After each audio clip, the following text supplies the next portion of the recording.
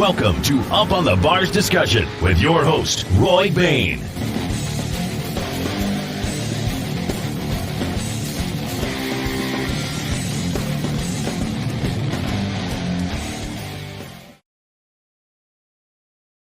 Well, welcome everybody in for a special Wednesday night. And for us out here, it's the drive home at 5 o'clock for everybody that's listening tonight. So I am excited about tonight. And I have somebody that I've listened to for many years in the cab of the truck while we're driving down the road. If you listen to a NASCAR race and you listen to Performance Racing Network, I can promise you've heard the voice that's fixing to come on and join us.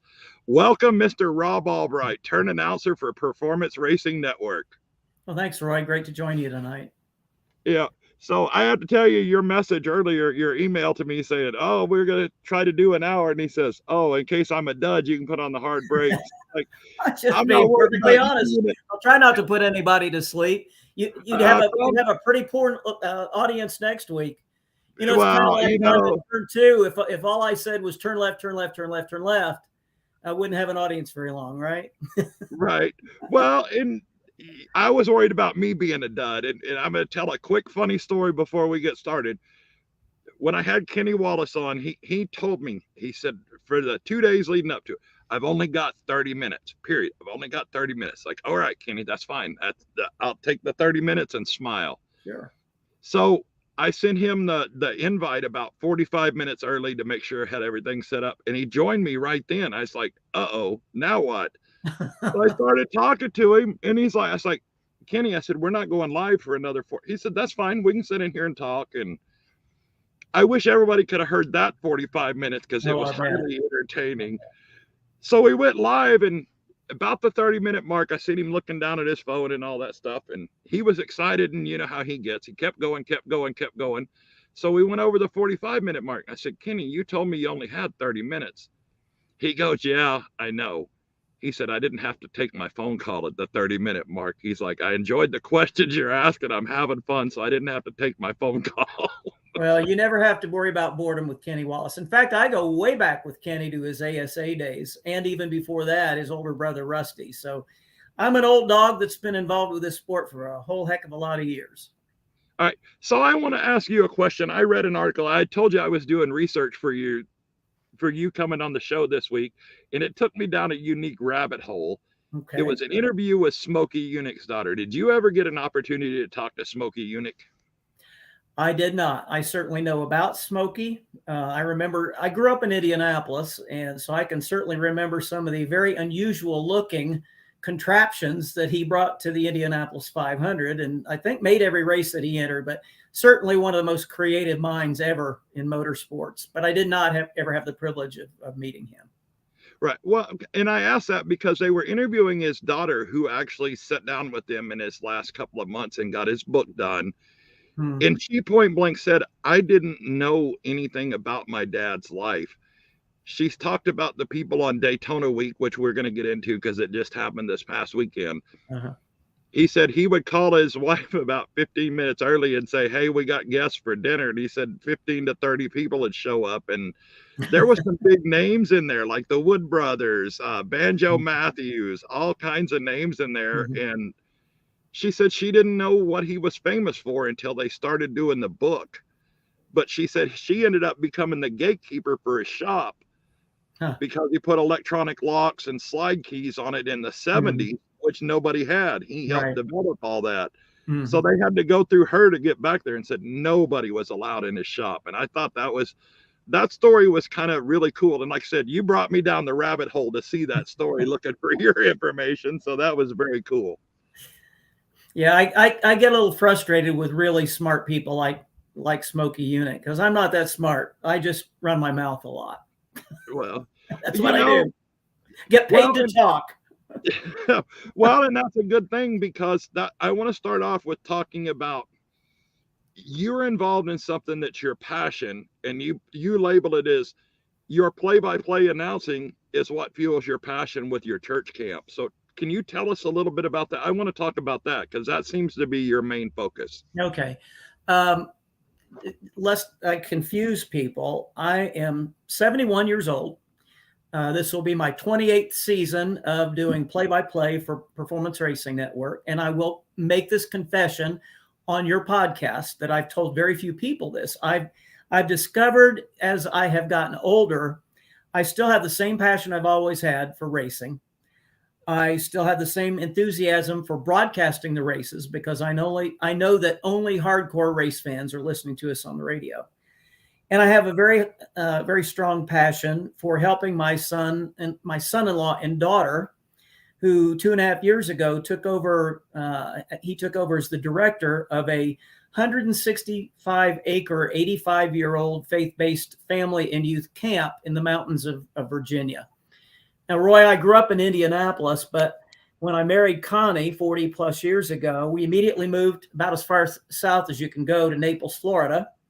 And we spent about 13 years there. And then from Naples, and if you want to hear my background and how I am where I am today in broadcasting, I ended up moving to Charlotte, North Carolina, because Johnny Benson, when he came through the ASA series, which I was the PA announcer and TV broadcaster for the old ASA, but Benson asked me to move to Charlotte to become his business manager, and which I did, which Connie and I did. And when we moved to Charlotte, North Carolina, we said, okay, God, never a mile north of here. And now we've moved to the mountains of Southwest Virginia, where it's about 20 degrees colder than it is in Charlotte, North Carolina. But we're helping them resurrect this youth camp. It's 85 years old, but before he took it over, it had gone through a rough patch and had been dark for about 3 years. So during camping season in the summer, I'm generally flying on Friday to a racetrack, because in the second half of the season, when MRN takes over on radio, I'm working for NBC doing off-camera work with Dave Burns, who I got into broadcasting a whole lot of years ago. So at 71, I've moved to a completely different culture. Wise, Virginia, population 3,000. That's from Charlotte, North Carolina, due to jobs we've never done for no paycheck. So that's why you do it. You do it because you love the Lord and you love your kids, and you come help. So when most people are slowing down or retired at 71, I'm working harder than I've ever worked in my life. And to be quite honest with you, I'm loving every minute of it. So we talked about somebody earlier before we came on air, and he comes on here often, Ed Renzi. You said you're 71. Yeah. I think Ed's 78, I think is what he told me the other day. Yeah. So I'm going to ask you this question, and this is going to take us into where we're going. How do you find the energy at 71? Because I'm 53, and y'all run circles around me. Well, I don't know about that. Let me back up a lot of years, because I didn't finish college. I got married in the middle of my junior year of college, and I was a pre-law major, thought I was headed to law school. I ended up getting married and got into the financial planning business. I was an investment and an insurance broker. I had my certified financial planner, and I was doing a lot of work with retirees who had made a lot of money in their own businesses or in whatever business they were involved in. And I just saw time after time these, and I'll say men because I'm a man and you're a man. It can happen the same as a woman if she's very driven and she's got a very vibrant career. I watched these guys within a very short period of time after they quote unquote retired, if they didn't have a passion of some kind and something to be of service to somebody, they would either age and shrivel up emotionally, spiritually, and sometimes literally they would die very prematurely because they no longer had a purpose. And I guess that's what keeps me going. Is my Christian faith. This is the very core of who I am, and a desire to be around and to help my son-in-law and daughter here. Now, the other thing is we have 2 daughters who've given us 8 grandchildren, and until we moved here to the camp, now we're on the same property, the same 160-acre property with my son-in-law and daughter and our youngest grandson, who's 16 years old.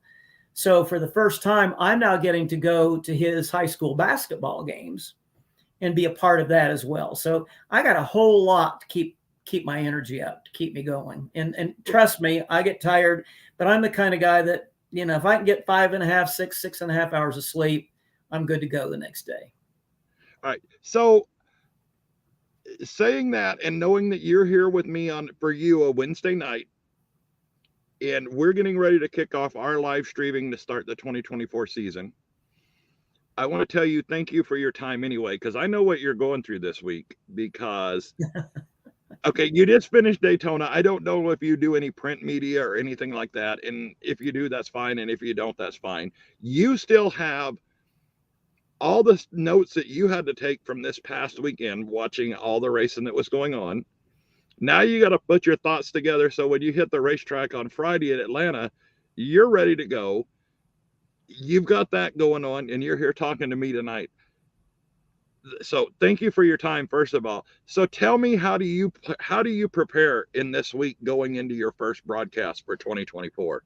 For the most part, Roy, I have it pretty easy. And the reason I say I have it pretty easy, that generally most of my preparation is, if it's like last weekend, we did not do the as you know, there's 2 radio networks and we don't compete. MRN, Motor Racing Network, covers certain tracks. PRN, Performance Racing Network, covers the other tracks.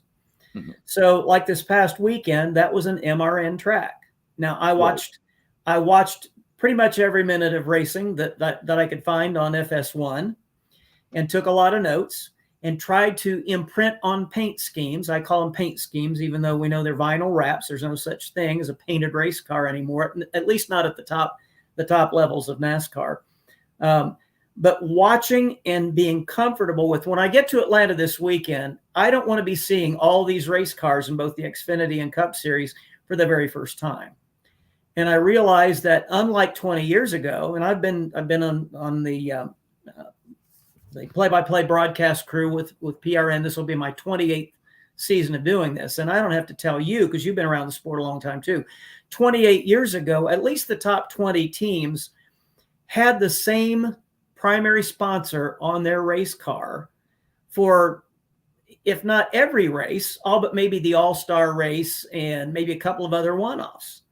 So we really only had to memorize one paint scheme for most of the top 20 car and driver combinations. Today, most of these drivers have 3 to 4 primary sponsors that will rotate through the course of the year. Then you get to the Xfinity Series, and if you're a fan of it, if you're listening to Roy's program tonight, if you're a fan of it, you realize that there may be 20 guys that are in the same cars with the same teams every week, but there's also a lot of musical chairs going on in the Xfinity Series. And some of those teams have little sponsors. Some of them have no sponsors at all. But when you get like with Johnny Davis, and I think he's got 3 full-time drivers this year, but in the past, he's rotated in and out. Even Joe Gibbs Racing, as you know, 2 of their 4 Xfinity Series cars have rotating drivers. They don't have the same driver in the car. So that's my preparation. And generally what I do, and it's ever since COVID, when we have very limited, and in most cases, many cases, we have no practice. The only time I have to really memorize the scheme of a car is walking the garage area pre-race. So I will be at Atlanta Motor Speedway when the gates open, and I will be in the garage area as much as I can be there watching the cars. Now, because I'm doing primarily play-by-play, I don't bother drivers. I don't bother crew chiefs by going and having conversations and doing interviews. I do that very rarely, because my job, and Doug, we had our production meeting on a Zoom call this afternoon for this weekend's races in Atlanta. And Doug made it quite clear. He said, play-by-play guys, you're not, we do a lot of play-by-play, and that's what our radio listeners want to hear. They want to hear action. They don't want you giving a history lesson about how many races William Byron won last year and which races he won. Your job is to describe what William Byron is doing on the racetrack, and do that in such a way that our hardcore race fans can visualize what we are watching. And that's what I love about radio. I've done public address announcing, I've done television, and I've done network radio. Radio is totally different. And when you're doing play-by-play, and I don't know if any of your listeners and viewers have ever wondered this, but before I did radio, and this is after doing after doing public address announcing and television announcing, when Doug Rice called me and said, we need a turn announcer. And I said, well, Doug, I've never done network radio. And I wasn't even sure, Roy, the first time I went to try out with him at an ARCA race. How do you do that? How do you know when to start talking and when to stop talking? And it is actually purely by feel. You build a relationship with your announcing team, and Doug and Mark are in the booth. And typically, like at Atlanta this weekend, they'll say, and Josh Berry leads Chase Briscoe into turn number 1, and they'll just stop talking. And as soon as they stop, boom, dead air's death in radio. I've got to start talking, start describing what I see. And then at about the midpoint of the backstretch, I just stop talking, and Pat Patterson picks up the call. And that's fun. And I will tell you, 25 years ago, I've been doing this for 28 years on PRN. If you listen to our broadcasts, and live radio is not ever going to be perfect, but I started noticing about 10 years ago that I would have what I call brain farts. Forgive me for using a bodily function. You can use your language. Okay. But what I mean by that is just suddenly I would be describing a race, a 2 cars side by side, and I'd have this momentary lapse. I'd be so up on the chip broadcasting, I'd fail to announce who one of the other 2 cars was. So I thought, okay, what would happen if I would just consciously slow my mouth down a little bit and see if that allowed my brain to catch up? And it works. It works. So if you're listening to a PRN radio broadcast and you hear me stumble over a car, it's probably because I got a little too excited and my brain simply wasn't keeping up. So you answered 3 of my big questions I was going to ask you tonight, right off the bat. You already beat me to the punch. Okay. So, okay. Well, I talk. I'm sorry. No, I didn't mean to steal your question. You've probably been asked these questions 1,000 times, so you already know it's coming. And that's just like you said, by feel, that. So when I've started, I've done some announcing and done some things, and we'll talk a little bit about that. But for what I find out, and I want to ask you how you did that, and you mentioned this happens to you, forget to mention that one person. Mm-hmm. Okay. I have a problem that, and it gets in your mind, and I don't know how to get it out. Maybe you can help with this for other people that announce, because we have announcers listening tonight. I always, just like you said, brain fart on that one car. I cannot remember their name to save my life. And it happens all night, not just in the heat race. It's not what. It's that one, and it's somebody I just talked to and did an interview in the pits for going on air. I know who it is. I can picture him in my mind. The brain just not, and it's just one car. It's never 3 or 4 cars. It's one. Does that happen with you? It does happen occasionally, but here's the thing, Roy. I think whether you, and I got started, and in a minute, if you like, I can go back and tell you how this all got started for me. But it all got started when I was racing at a little short track in Indianapolis. And the track owner, near the end of the season, I had 8 and 9 and 7-year-old daughters, two daughters. And I was spending my money and I was spending my time racing and working on my equipment and that kind of stuff. And so I went to him and I said, John, I'm not going to race next year. And he said, why not? And I said, I spend too much time and too much money, and I got 2 little girls that need more daddy's time. And he said, well, what if I paid you to come to the racetrack next year? And I said, okay, yeah. How does that happen? He said, well, my PA announcer is leaving me, and I need a PA announcer. And I said, John, have you lost your mind? I've never done anything like that. And here's what he said to me. And this is what I would tell other announcers. He said, you love the sport, you know the people, and you talk a lot. Let's give it a shot. And what I would say is that most fans, and I hear all kinds of radio voices and PA voices that I just, man, if I only had a voice like that. But what I've discovered is if you give people good information, if you paint a good word picture, and you have general enthusiasm and energy for what you're doing, there is a lot of forgiveness for an occasional slip of the tongue or misidentifying of a car or driver.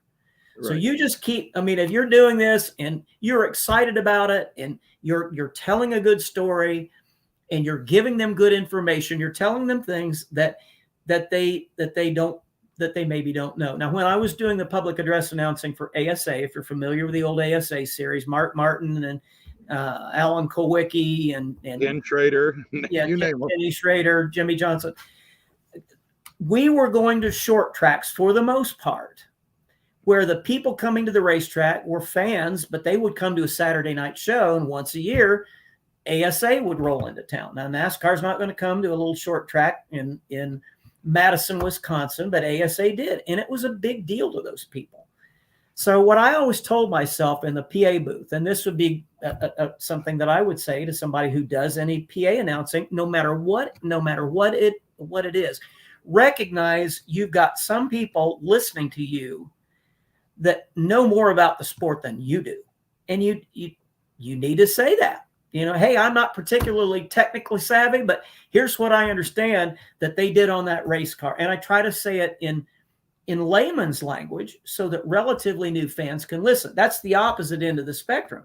Is there are people that are listening to you when you're on the PA that maybe they've never even been to a racetrack before, or maybe they just come to the local track and they see these other cars come in and maybe they're fancier and they look nicer, but what's the difference? So you've got to educate the uneducated fan without boring the veteran fan. And you've got to entertain the veteran fan without talking above the heads of those people who may not be technically savvy or who may not know much about what they're seeing. And you don't ever assume anything. And we know the old adage about what assume does to you and me, right? Absolutely. Don't ever do that. But again, I'll just echo what I said earlier. Love what you do. It has to be genuine. You can't manufacture it. If you hear Rob and Pat and Doug and Mark get excited in our broadcast, it is genuine. And we're all old guys, but I will tell you, I don't love the sport any less, and I'm no more excited and no more energized to be at a racetrack calling a race than I was 28 years ago or 40 years ago when I first started doing PA work. Okay, so I'm going to read through some comments just so you know people. Somebody says now, and guys, if you're going to send comments, can you put your name at the end of them? Because I'm not getting everybody's name, and I want to make sure you get the credit because we're going out to multiple pages. But somebody says, now listening to Roy Bain and Rob Albright from 30,000 feet. God, I love technology. So, and then somebody says, big fan of Rob and his work. Hey, from Speed's New Hope Dragway. Hey, thank you. And that's a new one because I had never heard of that racetrack. So there you go. So I don't know. That's new to me too, but thank you. We're glad you're listening. We'll get into this in a minute because this is, I have a friend that I work very closely with our streaming and video production and all this other stuff. And this is one of the questions. So keep this in the back of your mind. Okay. I'd love to hear Rob's most memorable story about working with Doug Rice as he takes his last lap this year. NASCAR on the radio is all about helping fans see races within the race. They help you see far more of the race than they show on TV. So this is where I'm going to go because I don't know who posted that comment. We're going to go that way down these. Okay, number one, I was told to ask you, what is happening with Rob? I know Doug's retiring at the end of this year. What does that do for your broadcast team, first of all? And where do you see the next step as the team goes? Because you just said you work to build a relationship with all the people you announce with. So you're taking out basically one of the key components in that. So how does that affect y'all? Well, one of the things I'd like to say about 28 years of working with Doug Rice, he is one of the finest, most loyal people I've ever met in my life, sometimes to a fault. And through the years, and we have had very, very little turnover in my 28 years of broadcasting with PRN. In fact, I started out with Chuck Carlin in turn 4. Actually, Chuck was with the network before I was. And then when Chuck left the network, Brad Gilley, Brad stepped in, and Brad immediately was a phenomenal play-by-play guy. So for several years, it was Doug and Mark and me and Brad. And then when Doug decided to make Brad more of a utility player, using him in the booth, using him in the turns, using him on pit road. And I will say this, that Brad Gilley is probably the most versatile motorsports broadcaster that I know, whether he's hosting a radio show on Sirius XM, or whether he's in the turns, or whether he's on pit road, or whether he's in the booth. And I've done pit road and I've done the booth, and people said I did a decent job, but I know where my sweet spot is, and that's play by play. I've said that to say Brad Gilley can do everything. But the point that I wanted to make about Doug is about 10 years ago, Doug said, we got a great team, but we're at some point in time, each one of us is going to decide it's time to step away. And he said, for that reason, I'm going to start bringing in some folks, and I may use them only on an Xfinity race occasionally. I may, if we think that it's somebody that could ultimately replace one of us when we step down, I may use them on a cup race. So over the last several years, he's brought in Doug Turnbull, and Doug will, by the way, Doug will be in turns 3 and 4 this weekend at Atlanta. And he has spelled me a couple of times in turns 1 and 2. Doug now has endeared himself to Doug and to the rest of us on the broadcast team. And if, for example, and I'm just going to lay this out there, when Doug steps away, he has several options. One great option would be to move Brad Gilley to the booth to replace Doug. And Brad would tell you, I will never replace Doug Rice. And that's true, but I'm glad he wouldn't see it as replacing Doug Rice. He would just see it as being Brad Gilley in the booth. He would be different from Doug. We would all have to adjust to not having Doug there. And I don't know how much longer I'm going to do this either. And it could be Turnbull then maybe in the other turn opposite me. But we've already worked together enough to know that there's good chemistry there. So what happens when he steps aside? Will we have to adjust and adapt? Yes, there's no doubt about that, because it's like well, imagine a college basketball team. I mean, that guy's going through players at best I say at best at least every 4 years. And some of these kids, if they're really good, they're going out to the pros in 2 years. Right. So you we've had very little turnover. Maybe it has made adapting to a different voice, a different cadence, a different philosophy.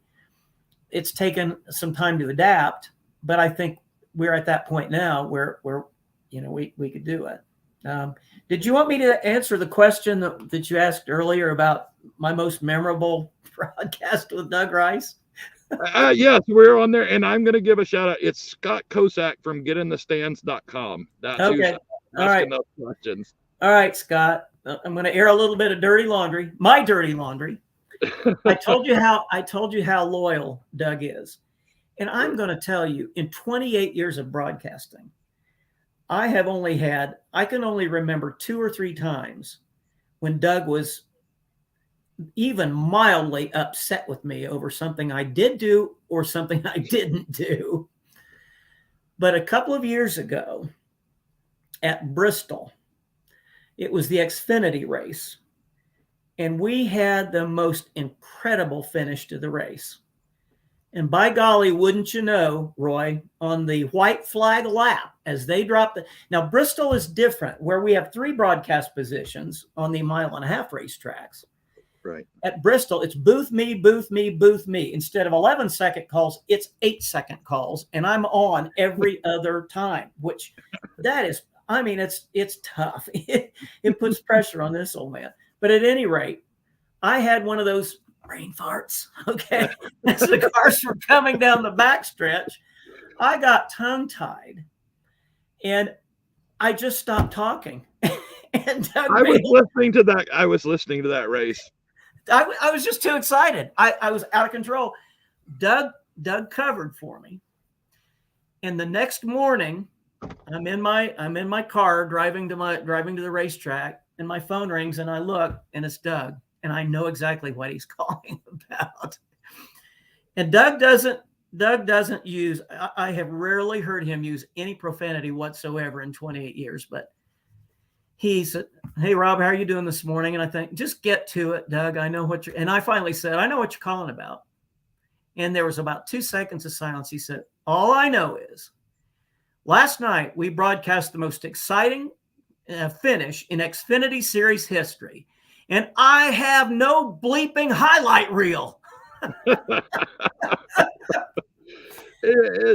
I got to tell you, and I'll leave out what fills in the blank for bleeping. Yeah. But Well, Doug to say that, I said, Doug, you don't have to tell me you're preaching to the choir. And I said, all I can promise you is it will not happen tonight.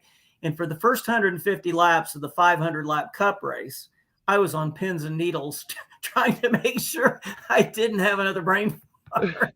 So That's did that my get most it? memorable. I've had all good broadcasts with Doug.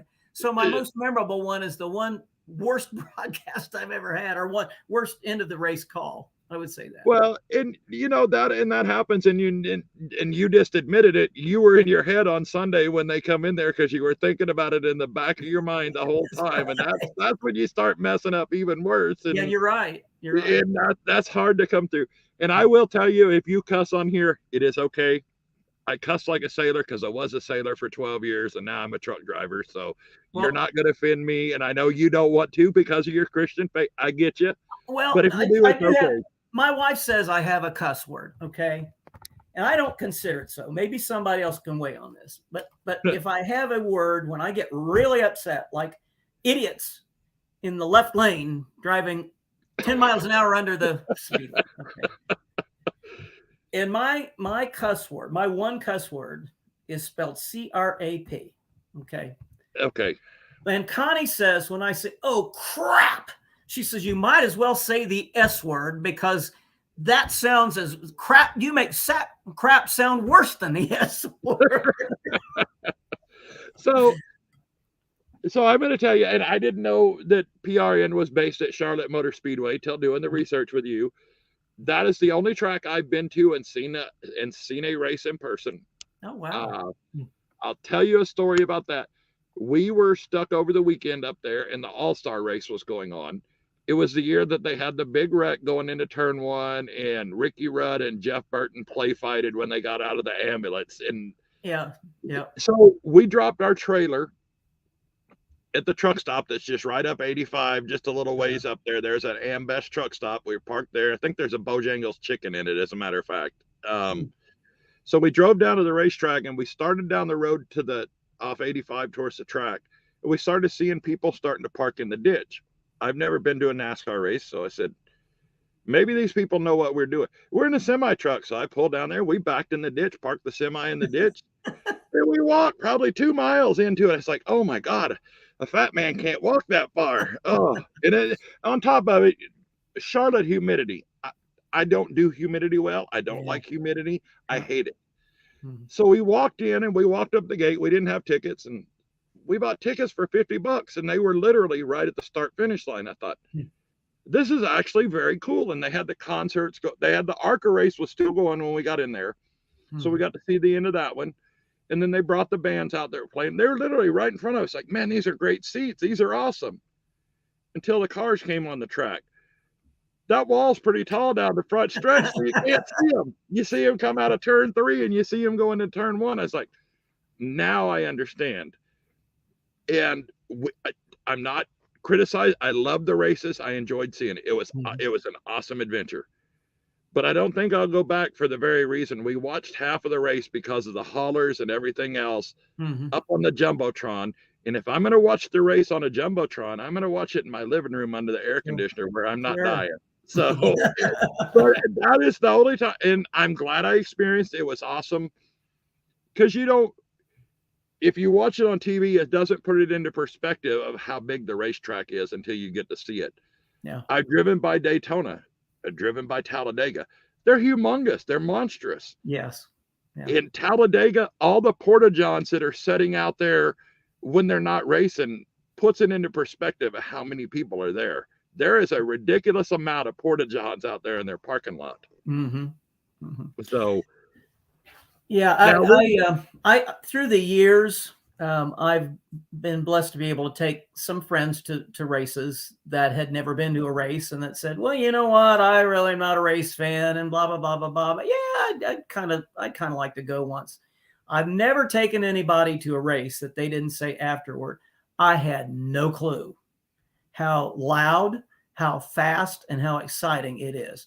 They may never have gone to another race in their lives, but they had a very different level of appreciation for it after having been at a racetrack. And like you say, Talladega and Daytona, again, I'm being kind of open with you here. Those are not my favorite places to go simply because of the size. And those are the two places.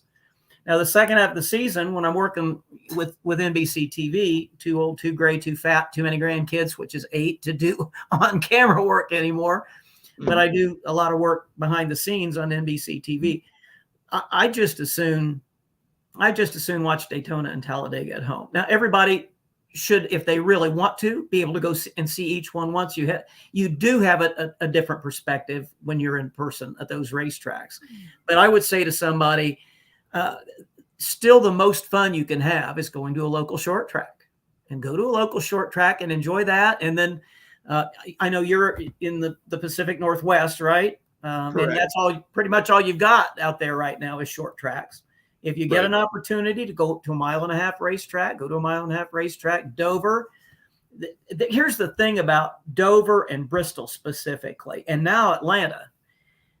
What people don't realize, they see it on TV and they can tell that it's banked, and Fox and NBC both do a pretty good job of sending out a pit reporter to stand on the banking so you can see it. But I will tell you, TV does not do the banking justice. And the first time I had dress shoes on, and I had dress shoes on one time at Bristol, never again, tried to walk up the banking through the gate in turn 1, leaving the racetrack in leather shoes. I ended up having to take my leather shoes off because I slipped and fell twice. I mean, it's steeper than it looks. And it's about 28 degrees at Bristol. I think it's 30, is it 32? 32, I think, at Daytona, 34 at Talladega. Now I think it's right at 30 at Atlanta. Of course, Atlanta, with the reconfigure and the increased banking, they've narrowed it up. So I know at some point we're going to talk about Atlanta, but that's a whole different racetrack than it was just a couple of years ago. Well, and I have to give a quick shout out to my sponsor that helps keep me with internet so I can sit. And like I told you, this is a top bunk in my semi truck. Yes, sir. I love it. I love it. So, all right. So here you go. This Workman Communications and Rick Workman. Thank you, sir. Tired of calling multiple companies to complete your low voltage projects? Minimize the hassle by calling Workman Communications, your locally owned one-stop shop for all low voltage needs. We tackle everything from commercial and residential data, telephone cabling to access control installation, CCTV, alarms, and audio-video solutions. With no job too big or too small, we'll ensure your project will be completed to your standards with precision quality results. Let's start a new project together.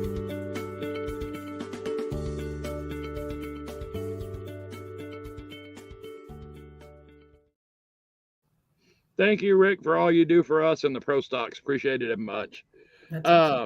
Somebody said, keep preaching about those small tracks. Rob, love it. Oh, that's Scott Kozak. So, I want to go over one thing that I watched the truck race Friday night from the motel up in Portland. Mm-hmm. I listened to the 500 and the Xfinity race with an earbud in here while I was editing video in this ear. So it wasn't complete focus on either one of those. I do know in the Daytona 500, before we leave the subject of Doug Rice, how cool was that they let him join the broadcast down there, number one. And what you were talking about, y'all's cadence and doing all of that stuff, I know they probably do it a little bit different than you, a different team, but I like how they brought him in and said, hey, okay, take it over from here. Yeah. That was a very cool moment. Yeah. Go back to the let's just say 30 plus years ago, when PRN first got started in the radio business. It's when Bruton Smith started building his dynasty of racetracks. And he decided that he wanted his own radio network to broadcast the races at his racetracks. And so they launched Doug Rice. And I think Mark was there from the very beginning. But Mark had previously been an MRN guy before he joined Doug at PRN. But at any rate, back in the early days, PRN used to be referred to as PRN, the Pathetic Racing Network, because they did what they did with half the budget and half the number of people. And Doug had a hard time finding talented broadcasters back then to come to a fledgling radio network. And in fact, it's kind of a funny story, but I had done a PA at the Speedrome for a year, and apparently the ASA people were at a race that I did public address announcing for at the Speedrome. And I got a call from Rex Robbins, the president of ASA, and he said, I need a PA announcer. And I was flattered. And he said, would you consider being my PA announcer? And I did that with ASA. And several years later, AC Delco came on board as the series title sponsor. And this is kind of how I got into how I started doing television. We had a race at Cayuga Speedway in Canada, 5/8 mile racetrack up there. And it was a Sunday afternoon race, and Cup had a race on Saturday night. So the promoters at Cayuga made a few phone calls, pulled a few strings, got a team in ASA to be willing to field a car for a guy named Earnhardt.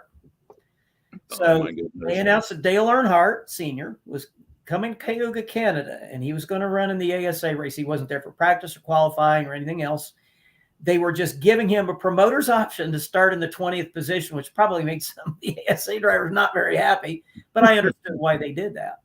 Mm-hmm. So I'm in the PA booth, and I'm just talking and trying to entertain the spectators. You know what this is all about and what it's like. And suddenly a call came into the PA booth, and Rex Robbins goes, "Oh no, okay." He hangs up the phone. He says, "Hey, Albright, I just got a call. That was Earnhardt's people. His plane was 45 minutes leaving Charlotte, so you're not going to be here for another 45 minutes." He said, "Do your thing." Roy, I don't have a clue what I said. I just started talking. Mm-hmm. And so Earnhardt gets there. We do driver introductions. I do the PA of the race. It's over. And when it's over, a guy who had been in the booth the entire time came over and introduced himself to me. He said, "My name's Dan Duvall." He said, "I've got a company called Group 5 Sports, and I'm bringing AC Delco into the sport as a title sponsor, and I'm the one putting together the TNN broadcasts." He said, "Son, I don't know who you are or where you came from, but anybody that can keep those Canadian fans entertained for 45 minutes waiting for Dale Earnhardt to get there with no notes and never repeating yourself, you're going to be on my TV broadcast crew." Like I said, I got my first PA job by telling the track owner I wasn't going to race there anymore. Then I get this call out of the blue from Rex Robbins from ASA. And then I get on TV because a guy heard me pedal and just run my mouth for 45 minutes waiting for Dale Earnhardt to get there. So I became friends with a guy named Johnny Benson. And I know if there's short track fans out there, people know Johnny Benson. And I will tell you, Johnny Benson did not sit in an Xfinity Busch Series car until he was 30 years old. He was late to the party. But the guy was talented, just was never in the right place at the right time. If you were a Johnny Benson fan, I will forever be a Johnny Benson fan. I could tell you story after story of things that he did for race fans. I would go with him.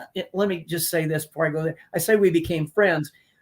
When he finally got his shot at Cup racing, and I was still living in Naples, Florida, I went back to his home racetrack, little 3/8 mile oval, and right outside of Grand Rapids, Michigan, Marne, Michigan, Berlin Raceway. And he came from that short track to the ASA racing series. And I got to know him when he was in ASA, but he called me up and he said, "Hey, I've got my shot at Cup." And I decided when that happened, I was going to call you and see if you'd consider moving to Charlotte and being my business manager. And I said, "Well, Johnny, I don't know anything about being a business manager of a NASCAR driver." He said, here's the way I look at it. He said, "You'll be a rookie business manager just like I'll be a rookie Cup driver, and we'll both make our mistakes and we'll grow and we'll learn together and we'll get better together." And I was with him for the 8 years that he was in the Cup Series. And without throwing any team owners or any other situation, because everybody's got their sob stories, but that guy could never get it. He never got a good break. And he was just in the wrong place at the wrong time too many times. But he won himself an Xfinity Series championship. He won an ASA championship. He won a Truck Series championship. And I have to believe, had he been in a little better situation at a couple of points in his career, he could have been a Cup champion as well. But anyway, so I go up to Charlotte, and then I get this call out of the blue from Doug Rice. And Doug said, I understand you're not doing the ASA stuff anymore because you've come to work for Benson. And I said, yeah. I said, have you ever done radio? And I said, no. And he said, well, I need a play-by-play guy. I need a turn guy. And he said, I've heard your PA. I've heard your TV. It's very different, but let's give it a shot. And if it doesn't work out, no hard feelings.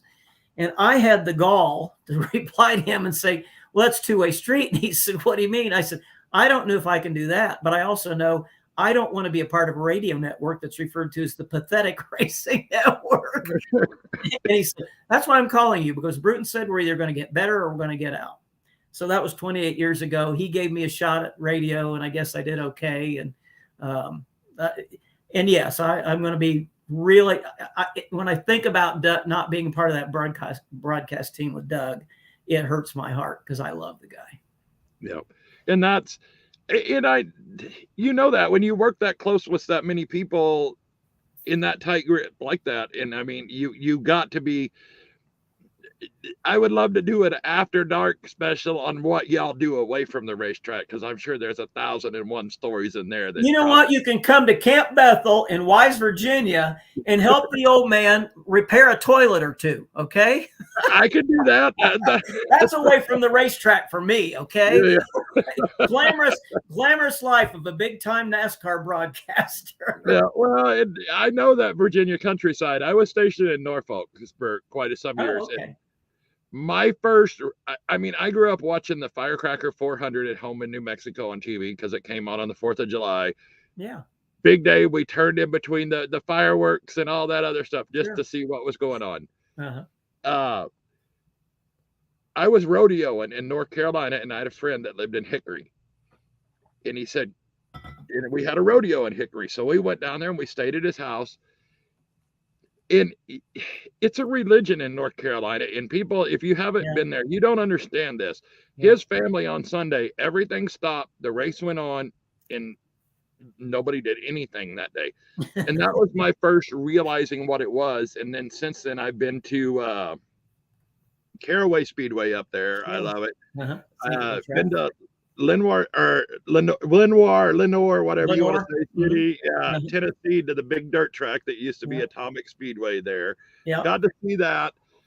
And, racing on the West Coast versus the East Coast is different, but it's not different. It's just like you're telling me stories about what you do. Absolutely. Yeah. And it's all the same. And that's just, it's awesome to talk to people like you that are in this every night. And that's, I don't even know what to say to follow that up, but that's so cool that you get to do what you love to do and go hang out. That's just, that to me, that's awesome. Well, and that's exactly how I look at it. In my 20s, I played a lot of golf, and then I moved to Naples, Florida, and couldn't afford it anymore and didn't want to spend all the time playing golf. I tell people this is like my golf game. And I'm not going to say I'm underpaid. I'm not underpaid, but it's no big secret that radio is such small potatoes compared to television. And therefore salaries in radio are not anywhere near the same. But I tell people, this is my golf game. I get to fly around to 13, 14 racetracks a year and get a nice little 4-figure paycheck and all my expenses paid. And what if somebody called you up and said, hey, we want to fly you around to 15 golf courses this year, pay your greens fees and all your expenses, and give you, $1,000 a weekend to just go have fun? Where do I sign that deal? And that's the deal I've got. So, all right. So I got my first, I broadcast to YouTube all the time while we're doing it. Got my first comment on there from DC Long. So I have to give it. Thank you, sir. My first comment from my YouTube page. So appreciate it. Congratulations. Says, we even stood in the living room and removed our hats for the national anthem. Racing in North Carolina is a serious ordeal. So I'm going to agree with that. So. Yeah. And I'm with him. That is one thing I still love about NASCAR is I say in terms of patriotism, there are no there are no sports fans that come close to race fans, and I hope it always remains that way. Okay, so I know we want to talk about the racing this past weekend and the upcoming weekend. I'm gonna let you know we've been going 50 minutes. If you're not on a time constraint, whatever you want to do, if you've had enough, we'll bail out and we'll cover that. Whatever you want to do. No, I got a few more minutes. It's close to my bedtime. It's almost 9 o'clock out here in the East Coast. So yes, sir. That's why I tried not to start to nod off in 15 more minutes. But let's go while I'm still going. So if I don't bring this question up, I have to bring it up, and I'm going to get a lot of boos and a lot of comments when they hear this.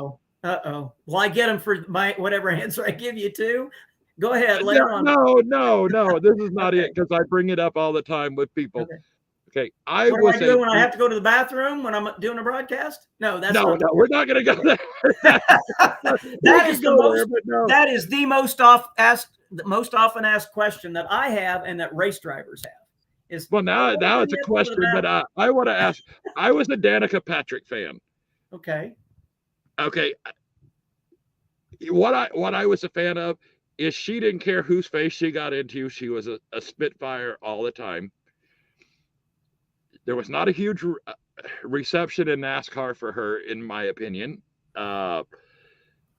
We've seen some comments, and then reading in the comments from Smokey's daughter, they asked her, how would Smokey have felt about Danica? And basically, his daughter said he would have hated her. Okay. He did not like Janet Guthrie. He didn't believe in all this stuff. I think she was a huge influence on the sport, whether anybody wants to do it. And no matter what her record was, she brought a huge new fan base to NASCAR, whether anybody wants to admit it or not. Brought some stuff in there. And now we have some stuff going on. We have Natalie Decker. We have Haley Deegan on her way up. And then we have Jennifer Jo Cobb. We've seen some other people along the way. Shauna Robinson, name those. Why do you feel like that is such a bridge for them to cross over into? Because you're around it every week. I'm an outsider looking in. So you're in the mix of it. So I want to hear your take and thought on that. I don't know that I have a good answer for what bridge do they have to cross. You started out by talking about Danica. So let's focus on her for the moment. I believed then, and I believe now, that Danica Patrick had a lot of talent. Okay. I really do believe that. But you don't go from super lightweight, ground sucking Indy cars at age 30 to NASCAR stock cars when you've got young drivers, and let's be honest, the vast majority of them are male, whose daddies had them in go-karts or quarter midgets or legends cars or bandoleros when they were 7 or 8 years old. And why they went that direction, who knows? I think in some cases, maybe the kid wasn't interested in stick and ball sports, but dad took them to a racetrack and they loved it. And to a point, and this is probably not much of a secret to anybody who would listen to your show, but to a point, a dad who's got a lot of money can make his child, male, female, black, white, red, yellow, doesn't matter. If he spends more money than all the other dads, make his kid look like a superhero and make him look like he could be the next Chase Elliott or Kyle Larson. But there comes a point where either A, the kid steps up in class, and whether that's late models or super late models, or maybe he gets all the way to a regional touring series, or even to the truck series. And there's some dads that have bankrolled the kids in the truck series, and even a few in the Xfinity series. But there comes a point in time where money doesn't substitute for talent. And a lot of team owners and a lot of sponsors, they know who the talents are, and they know who the guys are that they want representing their product. So, but how does that relate then to women in the sport? I would like to have seen Danica, and maybe it's because she was 30 years old. I don't know whether it was her handlers, because she was so high profile when she came over to NASCAR, as everybody knows. And maybe they felt like it would just be demeaning to her. I don't know. Or that they couldn't afford the time to develop. But that young lady needed to spend a year, like Trackhouse is going to be doing with Shane Van Gisbergen. Mm-hmm. And he was racing cars that were far more similar to today's Cup car than they were dissimilar from today. So it's not going to be nearly the transition for him. But by the same token, look what they're doing with him. He's going to be racing ARCA. He's going to be racing trucks. He's going to be racing, he's going to be in late models, super late models, laps. And there's no substitute for experience behind the wheel. Danica didn't get that. She also didn't grow up as a lot of the, and not a lot of the young drivers today did either, working on their own equipment. But I don't think Danica really had ever developed much of an understanding of aerodynamics as it relates to NASCAR, because all she ever wanted to do was race IndyCar. And then when she then she wanted to go to NASCAR. I applaud her for that. Just like Johnson went the other direction. But Jimmy struggled. I mean, a 7-time Cup champion, and he hadn't spent enough time in there. And at his age, the learning curve was just going to be way too steep. And I think he finally acknowledged that. But it was just, the other side of that coin is Juan Pablo Montoya. I hate to say it, but there you go. There's a guy that phenomenal talent, struggled, got a couple of wins, but he struggled. He did. And it's not an easy transition when you've spent your entire racing career going down a certain path and suddenly you switch directions. I mean, imagine a cardiovascular surgeon suddenly decided he wanted to be a high profile defense attorney. Right. Well, he's not going to just take off his scrubs and put on a suit and tie and go work in a big law firm somewhere. It's not going to happen. There's a penalty, there is a price to pay, and he's going to have to go start all over again in that other field. And I think it's almost that challenging, almost that difficult in motorsports. So are we going to have a star? Is Hailie Deegan going to be the one? I don't know. I've frankly been disappointed. I think anybody that saw the way her dad was steering her career, they thought, okay, let's be very patient. Let's do the ARCA thing. She's a kid and she's still very young. Okay. Mm-hmm. So I'm not saying we've already seen the very best we're ever going to see from Hailie Deegan, but she does now have a very, very steep hill to climb. And unfortunately for her, and this is not taking a thing away from AM Racing, they go and they work hard, but they're not JGR and they're not RCR and they're not Hendrick Motorsports or Junior Motorsports. She's going to have a tough road to hoe. And if people expect her to jump in an Xfinity Series car and run in the top 10 when she wasn't doing that in the trucks, it ain't going to happen. Yeah. Can she, I think if Hailie Deegan can get a few top 10 finishes and consistently can run 15th to 20th, she may get a shot with a better team because she's always going to be promotable and marketable, and sponsors love her just like they love Danica. Yeah. But we don't know. The only exception to what you just said, talking about her not doing well in this series and moving up to the next one, the only person I've seen in that circumstance stand out is Jimmy Johnson. He was horrible in the Xfinity class with the Cup. Well, now he's 7-time world champion. So. But I will tell you this, Roy, and not to take a thing away from the team that he drove for in the Xfinity Series, but it was a team that when Jimmy Johnson was driving Xfinity cars, it wasn't Hendrick, it wasn't Gibbs, it wasn't anywhere close. And he did take, I think what Jeff Gordon saw in Jimmy Johnson is that he was taking equipment that should be running 25th, and he was running 15th with it, maybe occasionally getting a top 10.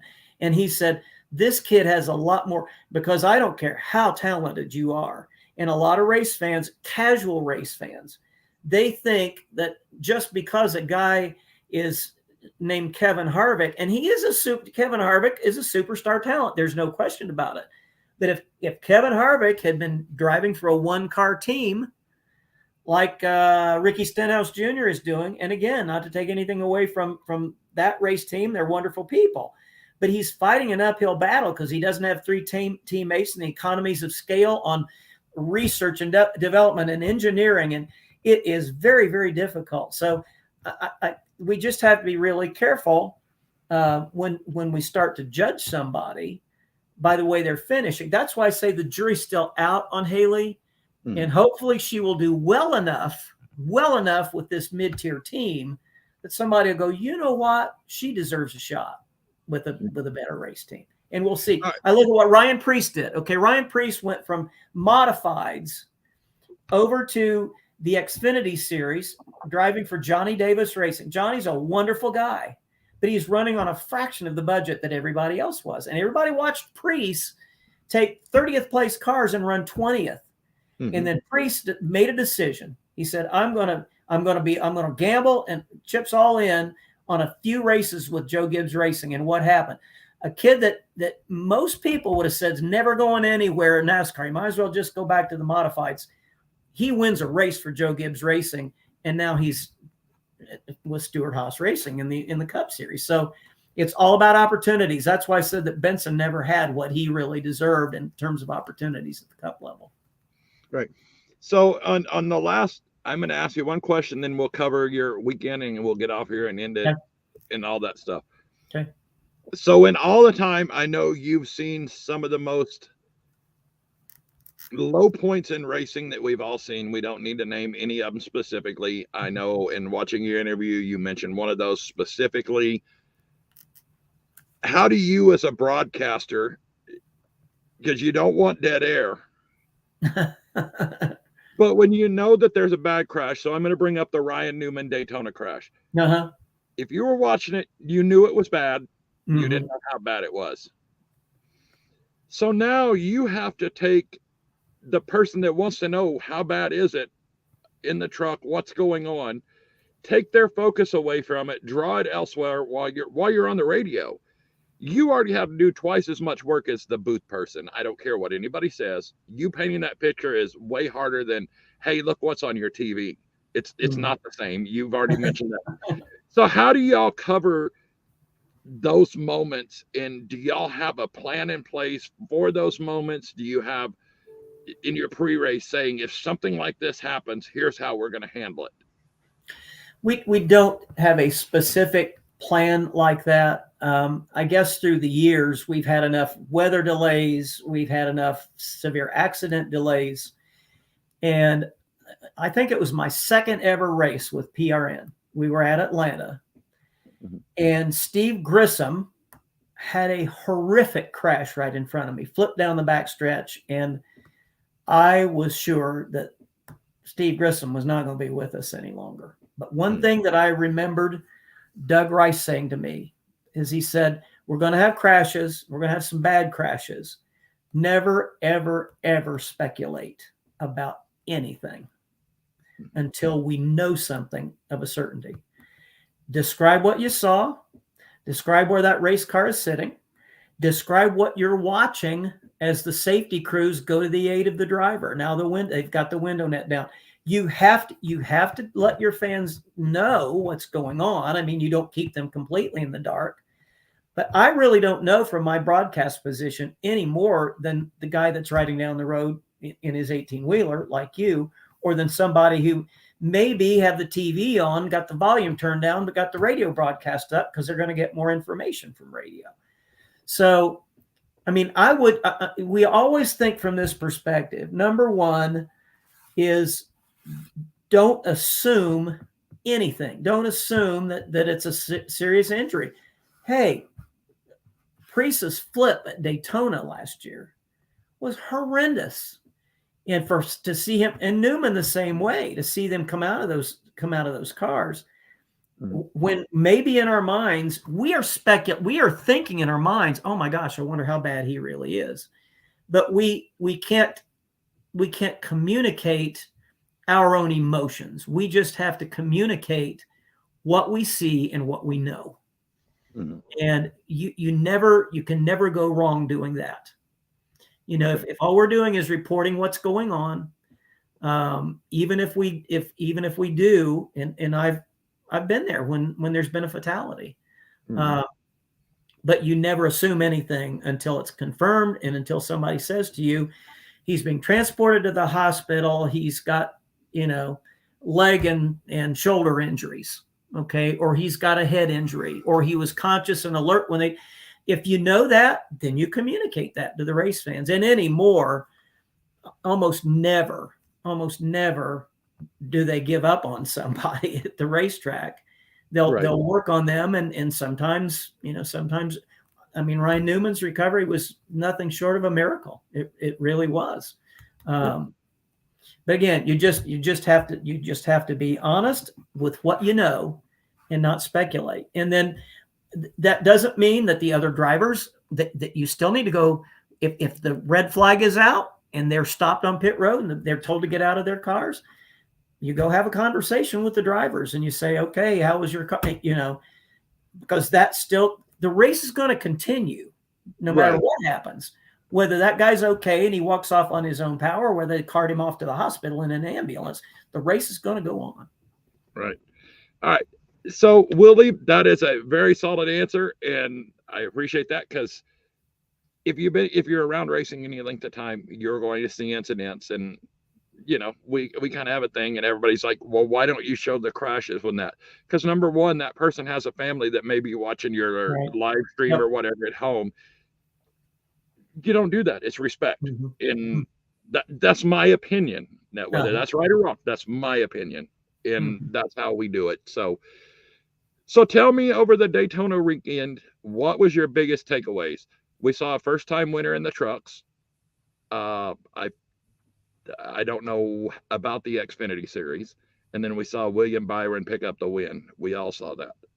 So, well, what my first impression is, the truck drivers have a much tougher job than the Xfinity Cup drivers do, just keeping those trucks in a straight line. And I've got to believe that a lot of that's aerodynamics. But man, those things were darty. And I mean, even there was nobody that looked like that truck was under control. They all looked like, and the in-truck cameras proved that was the case. The Xfinity cars still were a little darty and bouncy and moving around more than the Cup cars, but not nearly as much as the trucks. And then this Cup car was relatively stable. How do I say this? I mean, everybody loves tight racing, pack racing, but when it becomes a fuel mileage thing, and when the cars are slowing down to where the laps are 5 seconds a lap slower. Now, maybe watching it on television, you can't see that. Maybe even sitting in the stands, you can't see that. But when that becomes what you have to do so that you put the least amount of fuel possible, and the difference, they'll tell you, the difference between an 0.8 of a second pit stop and a 1.3 second pit stop could be being with the lead draft and getting lapped because you couldn't stay with the pack. I don't like that. I mean, I don't like it where these guys are not racing hard the entire time. That's one of the main reasons for people who don't like stage racing. Stage racing makes them race harder the entire race. And no matter what anybody says, the racing was not better back in the 80s. I mean, you go back and you look at result sheets of Cup races in the early 80s, late 70s. Very often the leader was on a lap by himself. Second, third might be a lap down. Fourth and fifth were 2 laps down, and on back from there. And people say when we got 20 cars finishing on the lead lap, oh, the racing's not as exciting as it was back in the 80s. Baloney. Let's go back to that when they put the V6s in the cars. We're just going to leave it at that.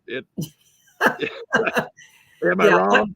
But I think the racing is the best it's ever been. And to play the hand that the guys are dealt, when they're running way down on horsepower with cars that could be running 40 miles an hour faster with just the same engines that they run on the half-mile tracks or the mile-and-a-half race tracks.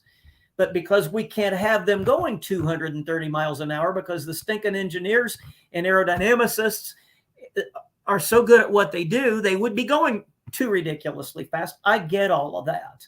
And I would love to be able to say, I got the magic pill, take this and it's going to all get fixed. The racing was entertaining, but I don't like the fact that to keep them in pack racing and keep them tight, they have to race the way that they raced this weekend. And we ended up getting a couple of big ones in all 3 races and a whole lot more than a couple of big ones in the ARCA race and the truck race. Well, see, I didn't pay attention to the ARCA race, and I should have, because I had recently had Roger Carter on here and met some of the people with all the ARCA stuff. Okay. I actually got to interview Brayton Laster after he made his truck debut in Knoxville last year. Okay. Afterwards, when he raced for Reum Brothers, I think that's how you pronounce it. Yep, it is. It's kind of a weird deal. It kind of like you. We've been friends on Facebook. I didn't even know he was a race car driver, and it is what it is. So it was interesting. But you're talking about the pack racing and how fast the difference between getting lapped and all. You had the leader cut down a tire in the truck race, and if you were watching that race, it looked like somebody put a parachute on that car as quickly as they did, and they ended up causing a wreck trying to stay out of the way. And it was like, wow. Yeah. Just how fast they passed them that quick. That was to me was mind blowing watching that. I don't know. I enjoyed. I'm a glass half full kind of guy anyway, but I can enjoy a race even when a Martin Truex Jr. at Charlotte in a race that we broadcast led all but 6 laps of the race, and a lot of people said, "Oh, what a boring race." I enjoyed it because I watched a driver and a team achieve perfection in a 600-mile race. I mean, that's not possible, but it was possible. So I can appreciate that kind of performance occasionally. Wouldn't want to see that every week, obviously. And there's nothing better. We always say on our radio broadcasts that a great finish can cover a multitude of sins in a race that otherwise might have been somewhat of a stinker because there was not a whole lot of passing going on. I will give, and people always want to blame NASCAR and throw darts at NASCAR, but I think they are working as hard as they can, doing everything they possibly can to create a playing field that is level for all participants, so that there's not, and there's always going to be people that these guys are so creative. They're always going to find just a little. You're always going to have innovators that are better than the next innovator. Exactly. So what do you see going into Atlanta? Because I know I know you're going to be tired on Monday because you got a long weekend. You get to talk, your voice is going to be gone. I love Atlanta. I've always loved Atlanta. But now that they've reconfigured the racetrack, and when you go there, when we went there 2 years ago for the first time with this new configuration, you read the stats of what they've done with the banking and but they narrowed the track. Now you'd think, okay, if we're going to raise the banking, we better widen the track out. No, they went the opposite direction. The turns are significantly narrower than they were before. So where you can go 4 or 5 wide at Talladega. You can, obviously, we saw a lot of 3 wide racing at Daytona. Right. What we've seen these last 2 years, we've seen times where briefly they were running 3 wide, but you're running on the razor's edge when you're running 2 wide around that racetrack. And the fact that the fact that they're pack racing just like they do at Daytona and Talladega. But to me, it's closer in the way you race to Bristol than it is to the super speedways, because you're constantly on that ragged edge at Atlanta. There's no time to rest. You're not going down a long back straightaway. And those cars are dancing all the time at Atlanta on a narrower racetrack. So it'll be a completely different race than what we've seen. At Daytona, there will be drafting. And I don't think you'll necessarily see the same group of guys running up front. And we've seen in these 2 years, we've seen Corey LaJoie nearly won the race at Atlanta last year. And I think that kind of put him on everybody's radar. Could we have a surprise winner? I don't think you could say that William Byron and Alex Bowman from Hendrick Motorsports finishing 1 and 2 was shocking to anybody. Occasionally we do see that shock winner with Michael McDowell or some of those guys, but I think it could be a first-time winner this week at Atlanta. I don't know.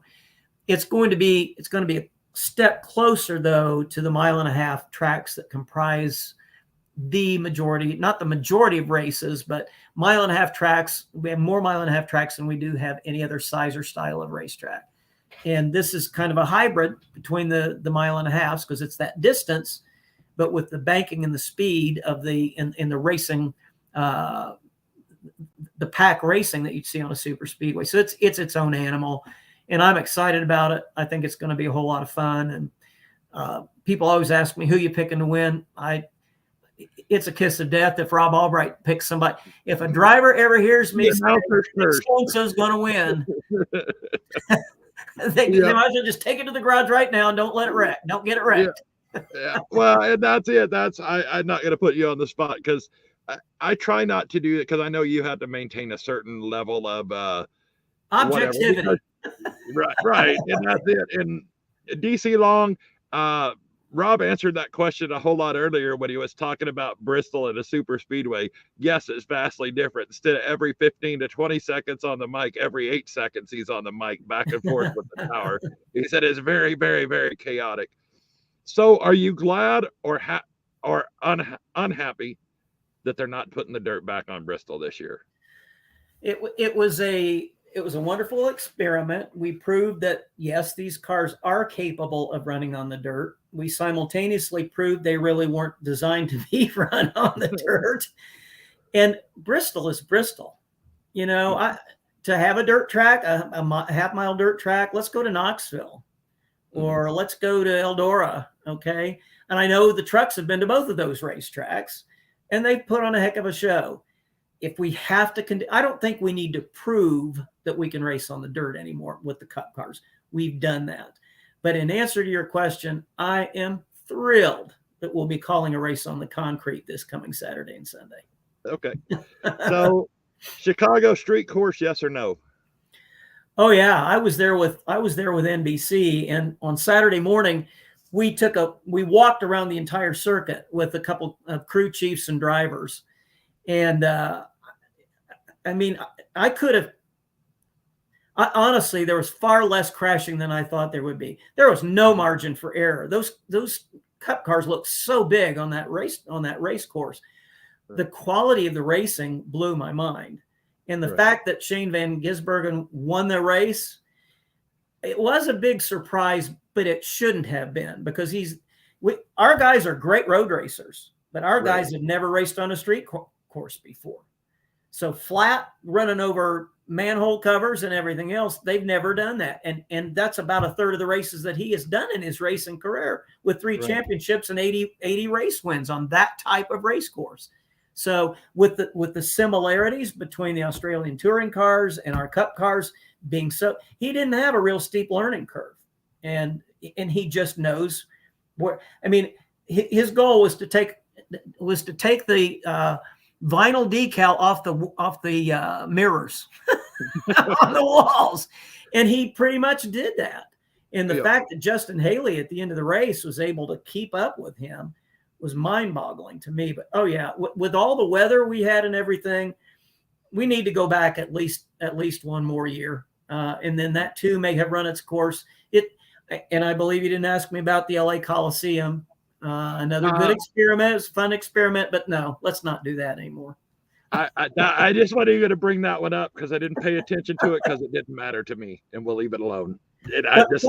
But thank you, Junior, and the SMI people for resurrecting North Wilkesboro.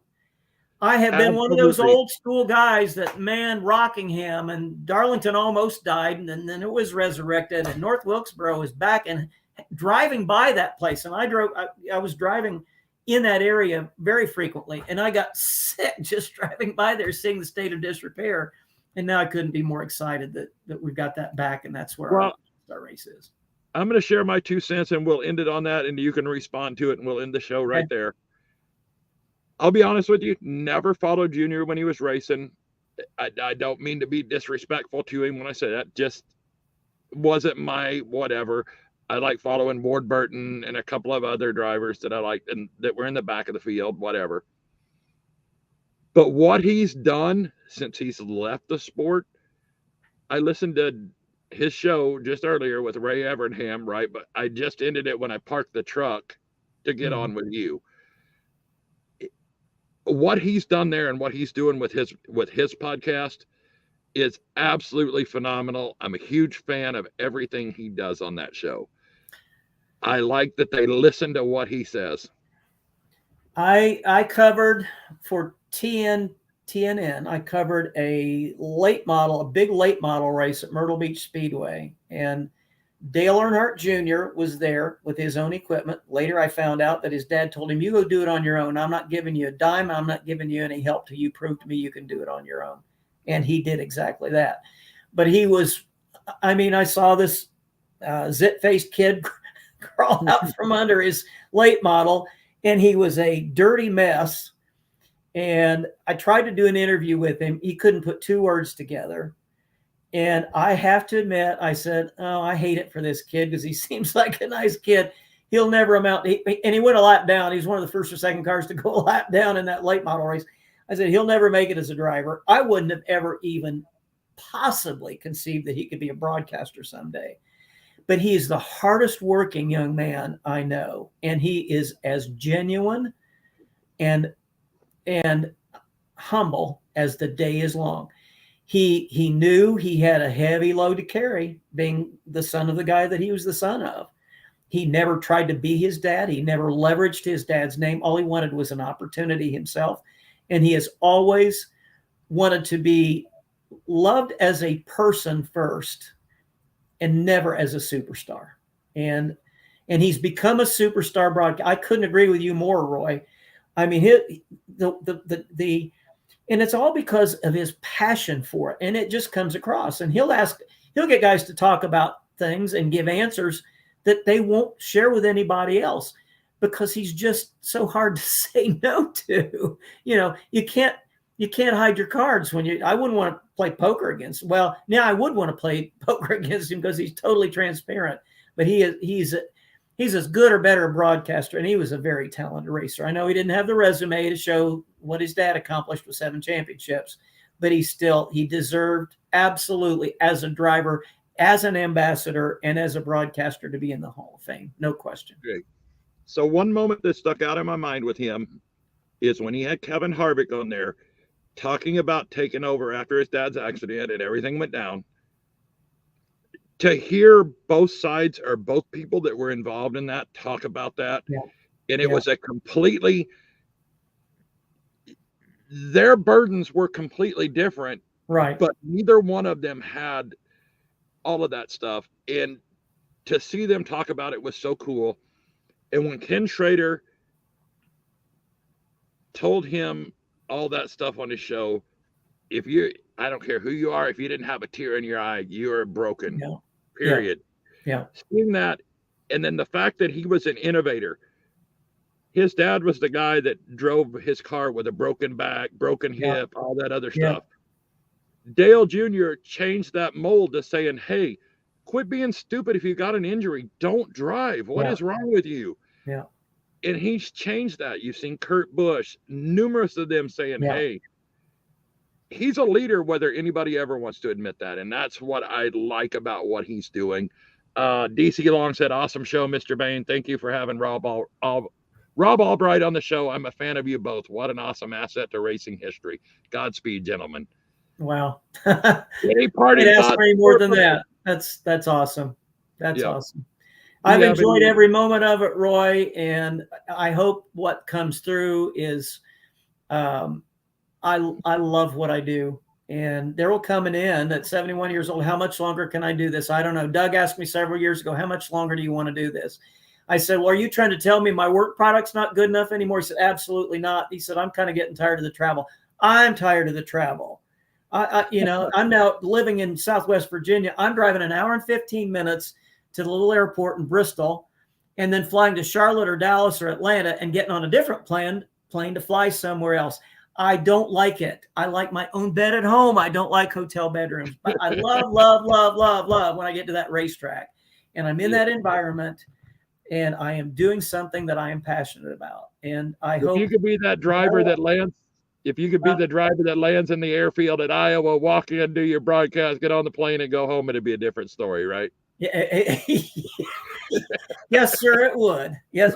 I've seen the helicopters because I lived 5 minutes from Charlotte Motor Speedway, and I'd see the helicopters go up from the speedway over to Lake Norman and down in the guy's helipad out by the lake that his mansion was on, the driver's mansion. And it would take me an hour and a half to get home, and it was 5 miles.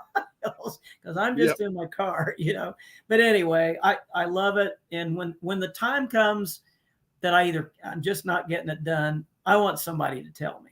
I want somebody to say, "Hey, it's time." Because I've had a wonderful ride. All of these years being involved with motorsports. I was in my mama's belly when my dad was racing super late models in Indiana. He was a small town Lincoln Mercury dealer that raced on weekends, and that's how I got interested in the sport. And the passion has never left. All right. Well, if you'll hang tight afterwards, I'm going to end the stream here. Tell everybody good night, and thank you guys for tuning in and watching. Thank you very much, and hang tight, Rob, and we'll end it here. Thank you.